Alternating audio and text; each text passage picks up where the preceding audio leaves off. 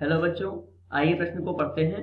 प्रश्न यह है, त्रिभुज ABC में बिंदुओं A, B और C के स्थिति सदिश क्रमशः i cap plus 2j cap plus 3k cap, minus i cap minus j cap plus 8k cap और minus 4i cap plus 4j cap plus 6k cap हैं, तो सिद्ध कीजिए त्रिभुज ABC एक समबाहु त्रिभुज है। आइए सर्वप्रथम प्रश्न की मुख्य अवधारणा को जान लेते हैं। मुख्य अवधारणा: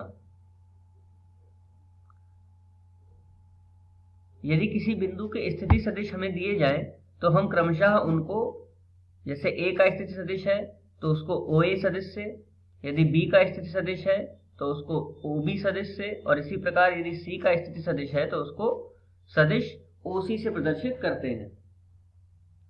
अब देखिए यहाँ पर A, B, C तीन बिंदुओं के स्थिति सदिश दिए हैं, तो सर्वप्रथम हम एक चित्र बना लेंगे जो कि एक त्रिभुज का होगा, जिसमें बिंदु A,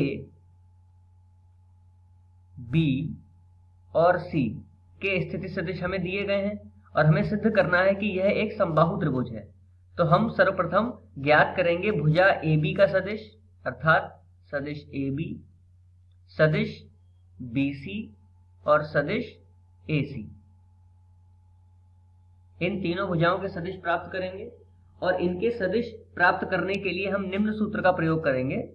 AB सदिश कैसे निकालेंगे? B का स्थिति सदिश माइनस A का स्थिति सदिश।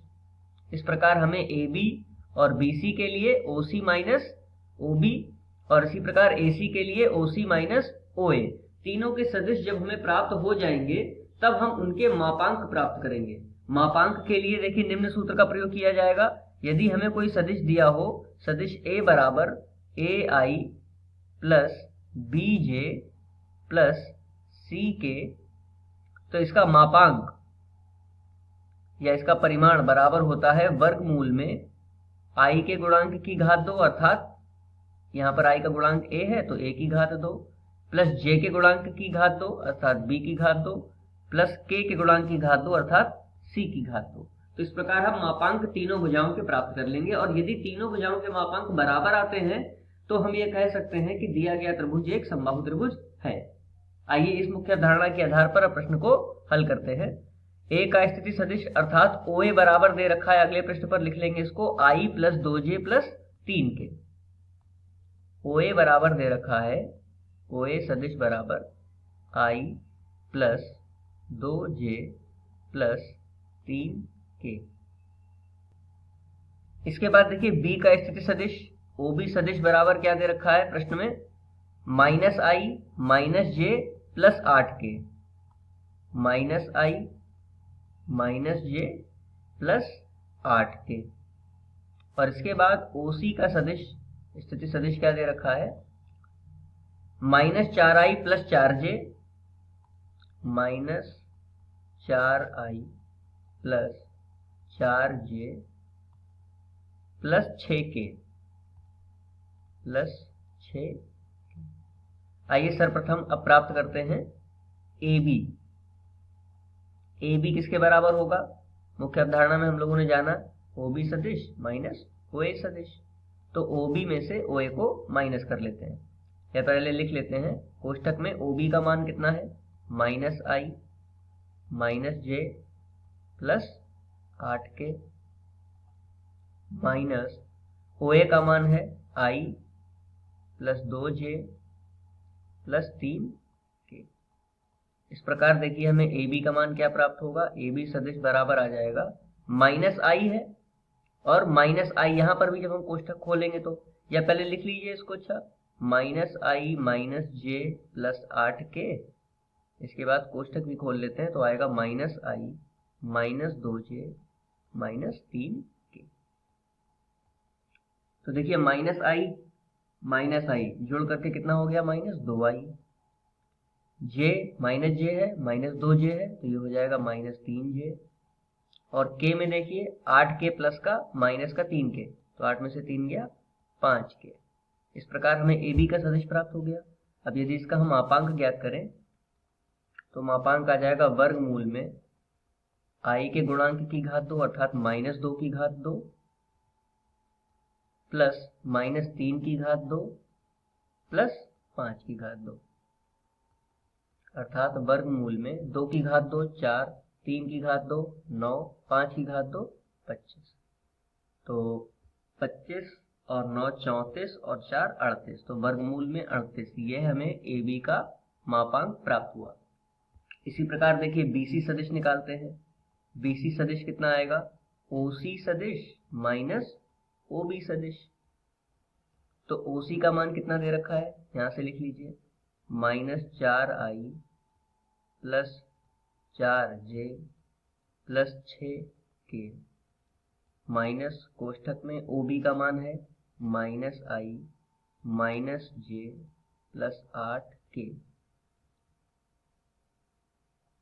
इसको हल कर लेते हैं। -4i plus 4j plus 6k minus minus plus i minus minus plus j और माइनस प्लस माइनस 8k बराबर में देखिए क्या आएगा, -4i है प्लस i है तो ये माइनस का 3i हो गया, प्लस 4j है प्लस 1j है तो 4 और 1 5j हो गया, और इसके बाद 6k और -8k तो ये माइनस का 2k।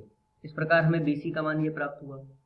तो अब BC का मापांक निकाल लेते हैं। BC का मापांक क्या होगा? I के गुणांक का घात 2, J के गुणांक की घात 2 और K के गुणांक की घात 2 और इसका वर्गमूल। तो -3 की घात 2 अगले पृष्ठ पर लिख लेते हैं। BC का मापांक बराबर होगा वर्गमूल में -3 की घात 2 प्लस 5 की घात 2, -3 की घात 2 प्लस 5 की घात 2 प्लस -2 की घात 2, -2 की घात 2। तो देखिए वर्गमूल में -3 की घात 2 कितना आ जाएगा? 9, 5 की घात 2 25 और -2 की घात 2 4। तो फिर से वही 25 और 9 34 और 4 38, तो ये भी वर्गमूल में 38 प्राप्त हुआ। इसी प्रकार हम AC सदिश प्राप्त करेंगे जो कि होगा OC माइनस OA के बराबर। तो OC का मान लिख लेते हैं। OC का मान कितना है? -4i plus 4j minus 4i plus 4j plus 6k minus OA का मान कितना है? i plus 2j plus 3k, i plus 2j plus 3k, 3i plus 2j plus 3k या 3k, इसको हल करते हैं। -4i और यहां पर है 4j 6k minus i minus 2j minus 3k।